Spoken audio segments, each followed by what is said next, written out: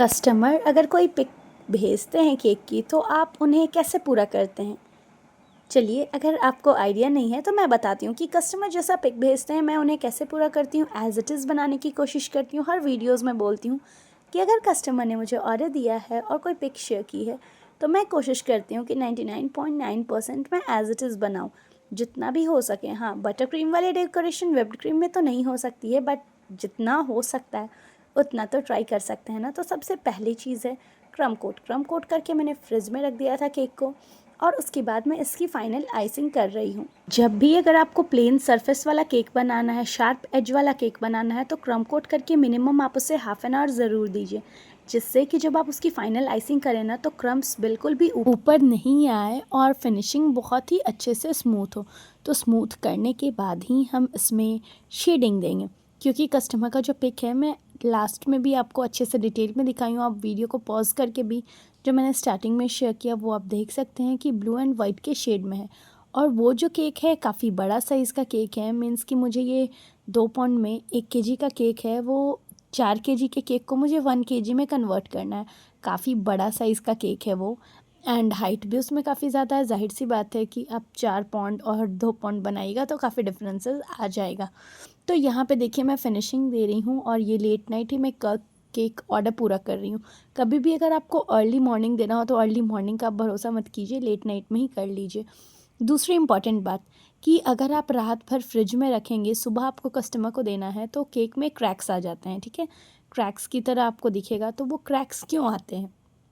वो इसलिए आता है ना, क्योंकि आपका जो क्रीम है वो डायरेक्ट एयर के कांटेक्ट में है। जैसे फ्रिज में सबका अलग अलग फंक्शन होता है, सारे फ्रिज डिफरेंट होते हैं। तो अगर आपके फ्रिज के एयर है वो डायरेक्ट अगर आपके केक पर आ रहा है तो उससे आपको ऑटोमेटिक सी बात है कि क्रैक्स आ जाएंगे। तो अब आप पूछोगे तो इससे बचा कैसे जाए? तो ये उपाय है कि आप इसे केक बॉक्स में, जिस बॉक्स में आप कस्टमर को केक देते हैं ना, उस बॉक्स में केक को बना करके रख दीजिए।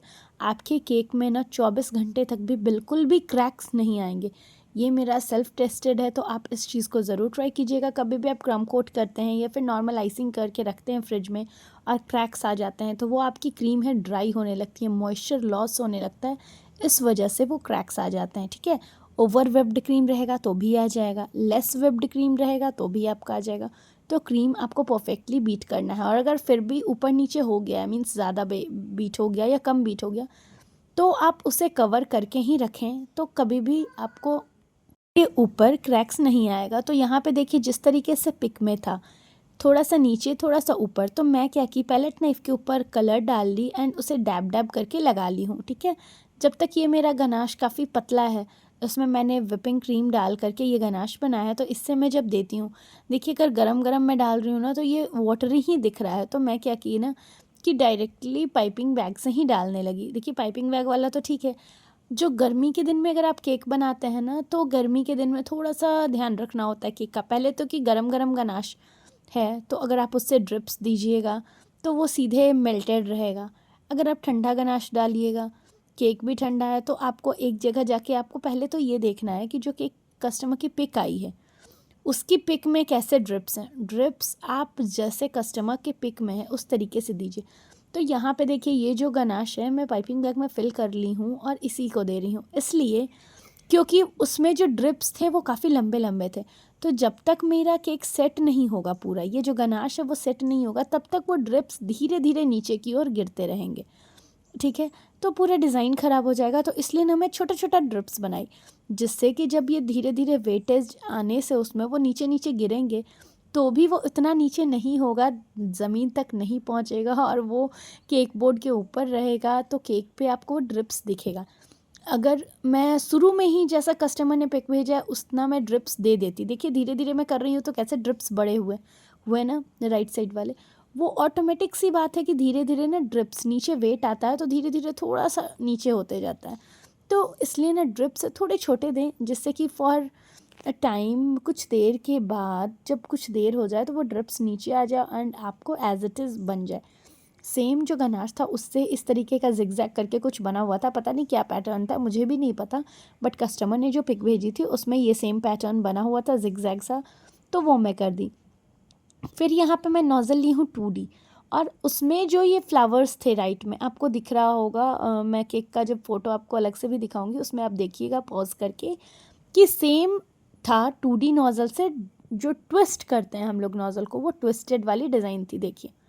इसलिए मैंने ये ट्विस्ट करके ही बनाया। अगर आपको रोज़ेट है, ये थोड़ा सा स्वर्ल के जैसा है, तो पहले तो ना कि फ़ोटो को zoom in and zoom out करके आप उसकी डिटेलिंग्स जो है उस पे ध्यान दीजिए।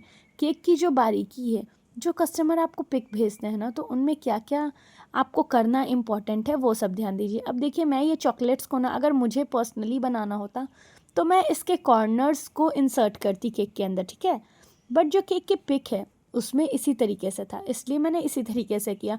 हालांकि जब मैं कॉर्नर इंसर्ट करती ना तो केक की खूबसूरती और ज़्यादा बढ़ जाती, पर मुझे तो कस्टमर के अकॉर्डिंग बनाना है, तो मैं फिर अपनी दिमाग क्यों लगाऊं इसमें। जो कस्टमर को पसंद है, उन्हें वो पसंद आया होगा तभी वो मुझे भेजें।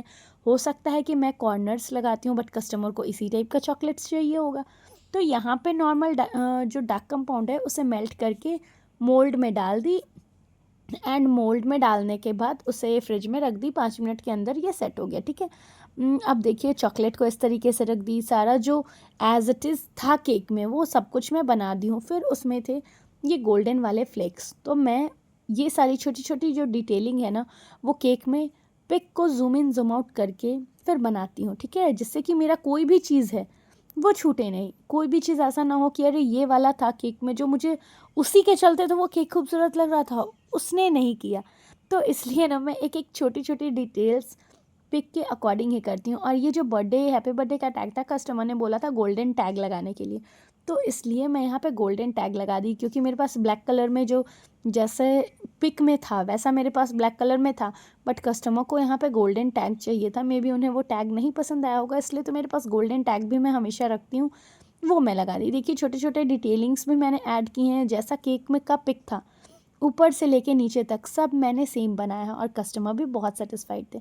तो मैं हमेशा आपको भी ये सजेस्ट करूँगी कि जब भी आप केक बनाए ना, तो कस्टमर अगर कोई पिक देता है तो आप एज इट इज़ ही बनाए। देखिए, जहाँ जहाँ पे ये फ्लेक्स लगे हैं मैंने वहीं वहीं पे फ्लेक्स लगाए हैं, जिससे कि डेकोरेशन में कुछ भी चेंजेस ना हो। ड्रॉप वाले फ्लावर्स उनसे बेहतर हमारे बन गए हैं। थोड़ा सा मुझे क्रीम को ख़राब करना था तो ख़राब टाइप का बनता, क्योंकि जो पिक में है उसमें थोड़े से क्रीम फटे फटे से हैं, यानी कि ओवर बीटेड क्रीम से बना हुआ है, बट मैं यहाँ पे बना दी हूँ बिल्कुल स्मूथ सा।